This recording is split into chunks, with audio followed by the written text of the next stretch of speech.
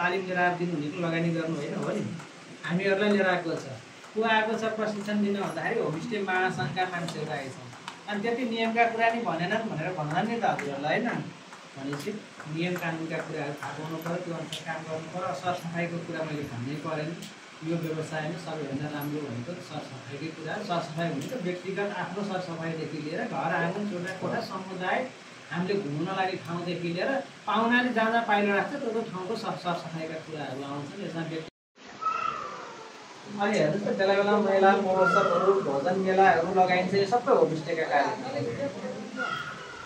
धेरै ठाउँमा कार्यक्रमहरू भइरहेका छन् अहिले पनि हामी यहाँ तालिम गरिरहेका छौँ अन्त कतै तालिम होला कतै कार्यशाला गोष्ठीहरू भइरहेका छन् कतै होमस्टेले आफ्ना निर्माणका कामहरू गरिरहेका छन् देशैभरि अभियान चलिरहेको छ आजको दिनमा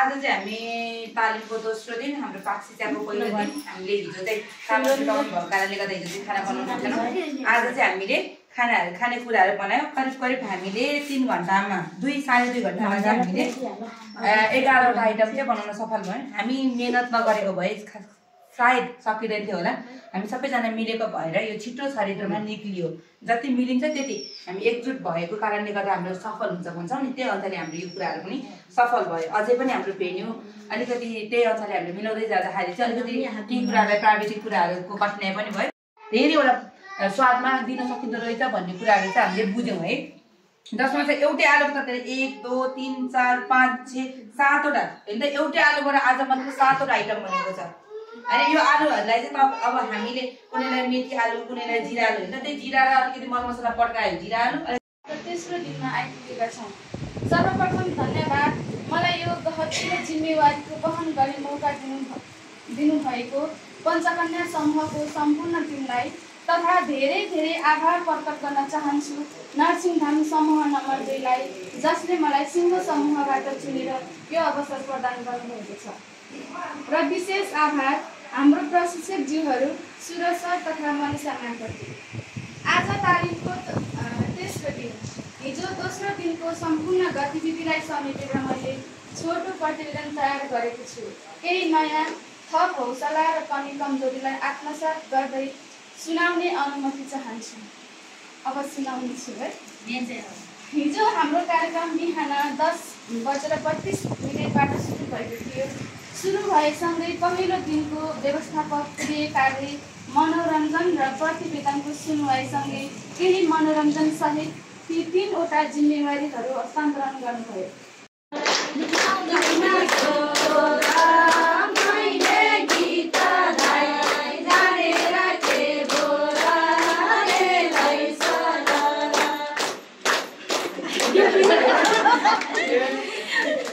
स्वागत गरे कुन होमस्टेले स्वागत गरे त्यो होमस्टे कसले चलाएको छ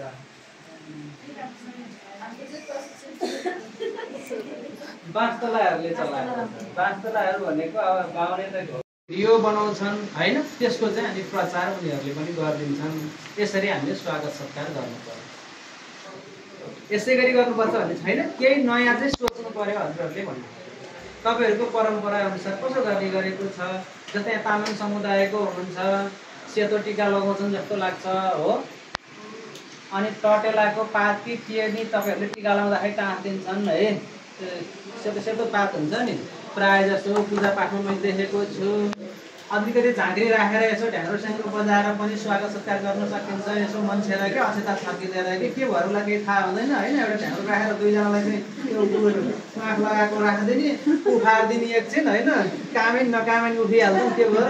त्यसपछि टिका सम्बन्धित क्रियाकलाप चाहिँ हामी होमस्टे सञ्चालककै हुन्छ।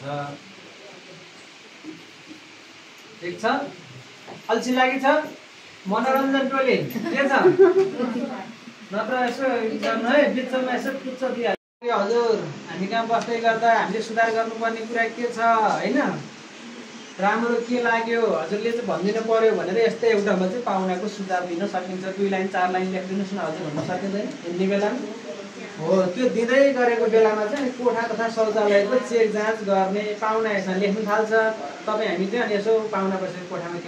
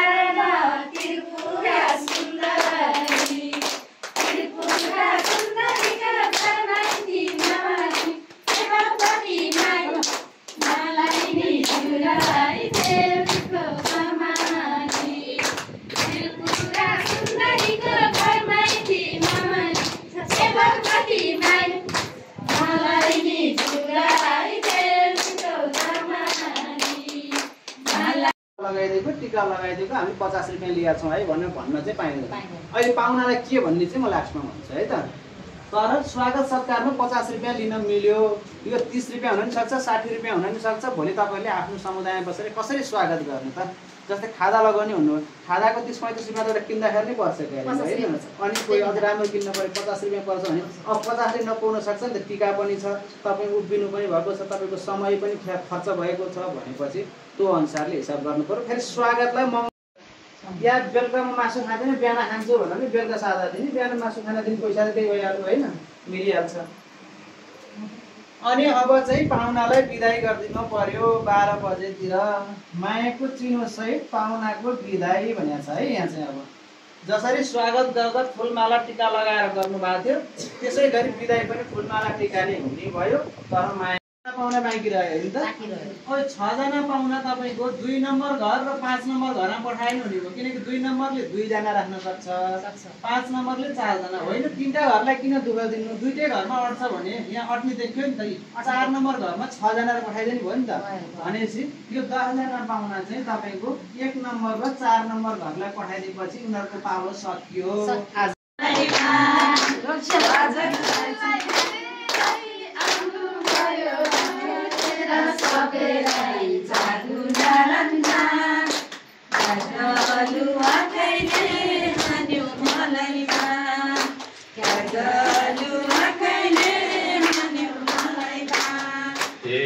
भेट भयो यही ठाउँमा आएर जान्छु म त एउटा गीत गाएर नारायण गाजलु आँखैले मान्यो मलाई अर्कोवटा भाँडा ल्याउनु तले गइराखेको डेक्चीहरू जस्तो बाटा जस्तै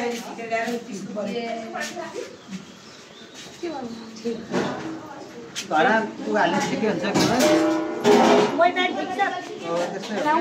त्यसमै राखेको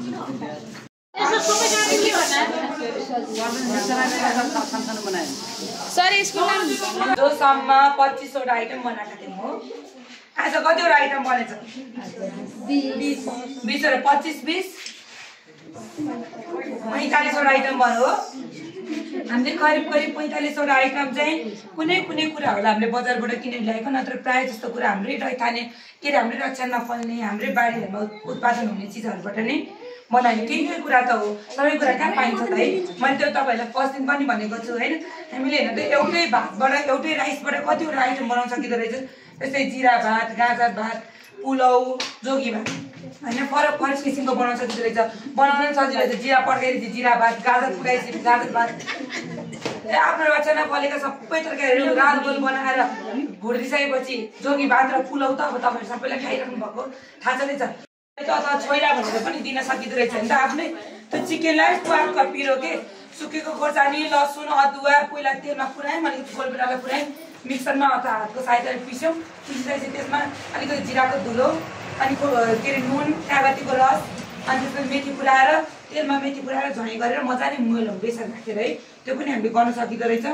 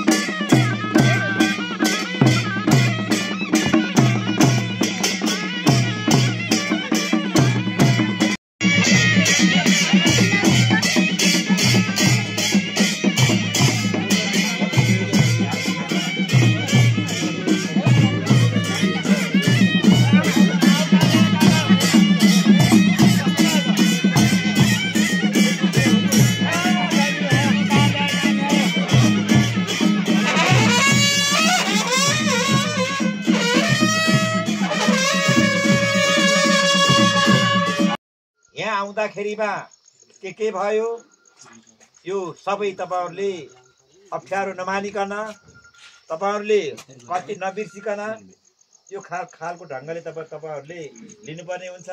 हाम्रो त्रिपुरा सुन्दरी गाउँपालिका 1 नम्बरमा नरसिंहधाम छ र ठुलो र बस्तीमा तराई बस्तीहरु हुनुहुन्छ र तराई दिदीबहिनीहरुलाई हामीले होमस्टेको र तालिम तपाईहरुले लिइरहनु भएको छ र त्यो नरसिंहधाममा जाने पाहुनाहरुलाई मात्रै तपाईहरुले सम्मान र स्वागत गर्न सक्नुभयो र होमस्टे यो गुरुङ बस्तीमा कसरी सञ्चालन भएको छ त्यसरी नै यहाँहरुले सञ्चालन गर्नुभयो भने पक्कै पनि त्रिपुरा सुन्दरी गाउँपालिकामा बाह्य आन्तरिक पर्यटकहरु र धेरै मात्रामा आउने छ।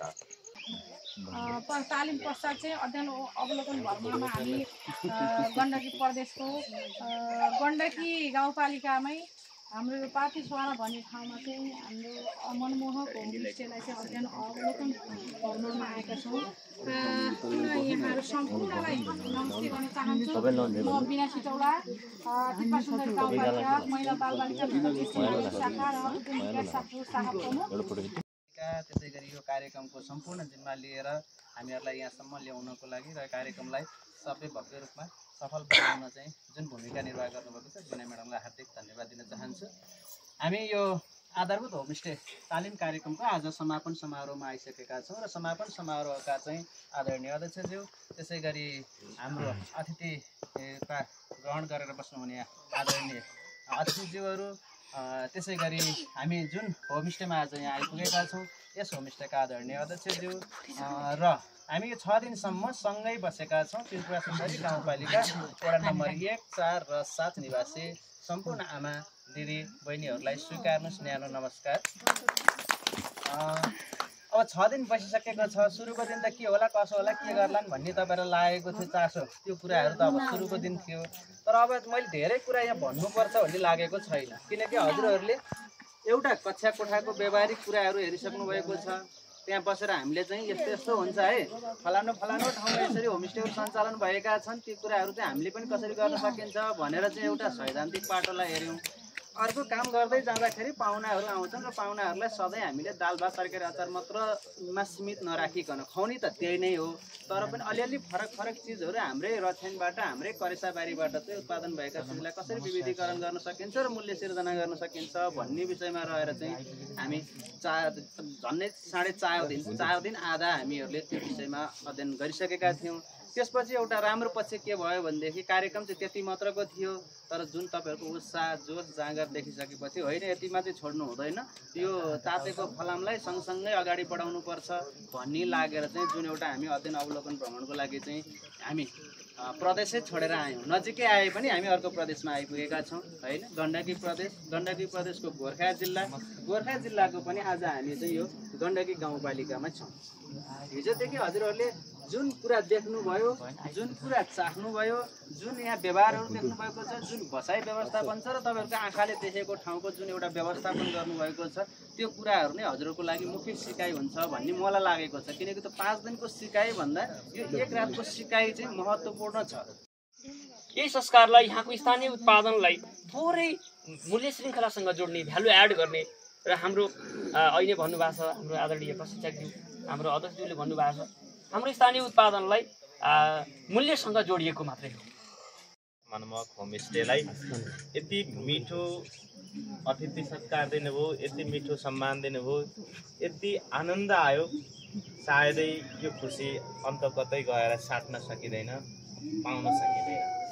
यस अर्थले पनि हार्दिक आभार व्यक्त गर्दछु। अत्यन्तै राम्रो व्यवस्थापन गर्नुभएको रहेछ, विशेष गरी टङ्कनारायण श्रेष्ठ सरलाई। सफलतापूर्वक प्रशिक्षण गर्नुभएको तपाईँ श्री सुरज वास्तोलाज्यूलाई आगामी दिनको उज्जवल भविष्यको कामना सहित धन्यवाद यो कदर पत्र प्रदान गरिएको छ।